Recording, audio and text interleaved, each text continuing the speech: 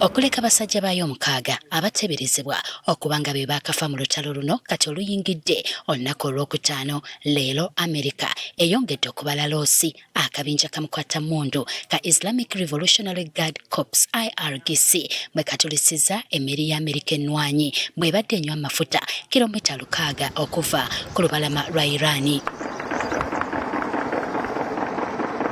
Obulumbaganyi Iran bweri mu kukola ebutumye Operation True Promise 4 IRGC egamba tekkiriziganya nabikolwa bya Isirayiri wamu ne Amerika kale nga bajja kulwana bwezizinge okutaasa ekitiibwa kya Iran. Okulwanagana nno kuno tekutandise nnaku nnyo emabega, obukuubagano bubaddewo okumala ebbanga nga kazaalabulwa ng'emafuta agali mu ggwanga lya Iran mu 1953 nga Amerika ewambye gavumenti eyaliko n'eteekawo pulezidenti ow'ekimpatiira owaayo. Waliwo endagaano ezaateekebwako omukono wakati w'ekitongole ki CIA eky'Amerika ne Iran era ng'obumu ku buwaayiro obwali mu ndagaano ezo kwe kugabana amafuta. Yo Amerika yali yakufuna ebitundu 4 ku buli 10 ku mafuta agava mu Iran. Ky'olina okumanya nti Iran yemu ku mawanga 10 agasinga okuvaamu amafuta era kino kigifuula eggwanga ery'amaanyi. Kati amawanga gano Iran geri mu kukuba bwe bajja endagaano eri eyali yakolebwa mu 1953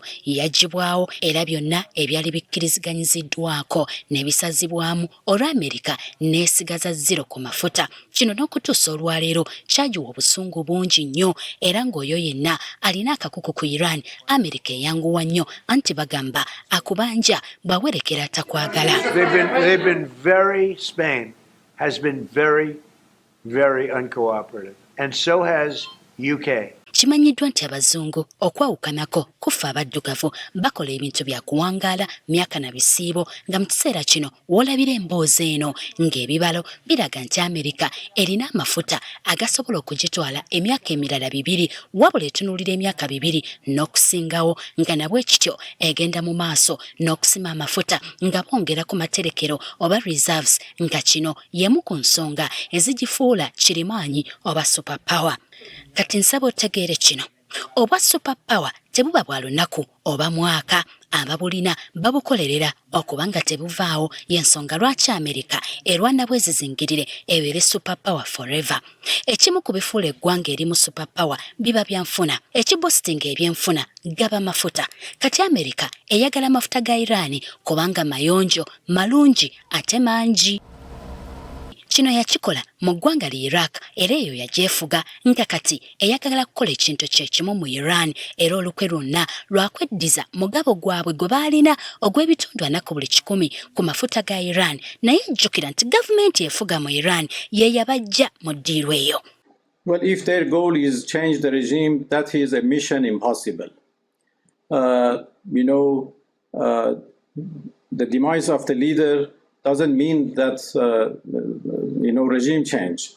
Ekintu ekirala ky'olina okumanya lwaki Iran eri mu kukuba balirwana baayo. Ekisooka, Iran erowooza nti amawanga gano okuli Bahrain, Kati, Saudi Arabia, Kuwait n'endala nti amawanga ago gajja kwekyawa olwo gategeeza Omumerika nti owange akaliro kayitiridde ng'enjogera y'ennaku zino.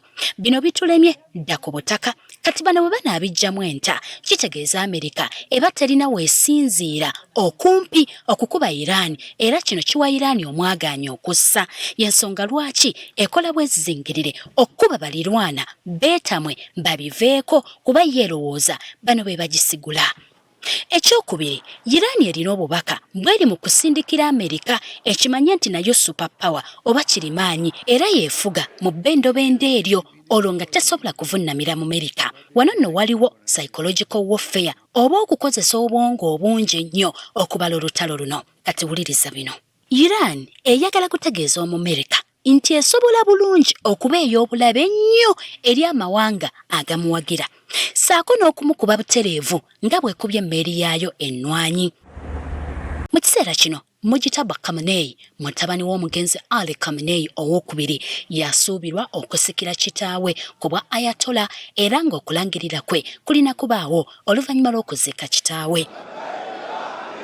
Weerutokidde olwaleero ng'abantu abasukka mu 787 ezaabwe zivuunikiddwa mu lutalo luno olutamanyiddwa ddi we lunaggweera.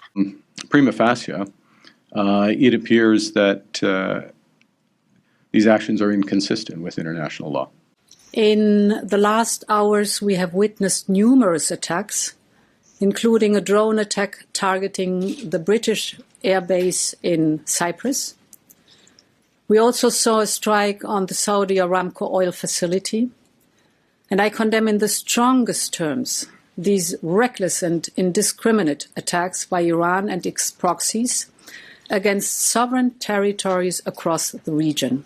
Justin Nachibule, Agafeo, for Spark TV.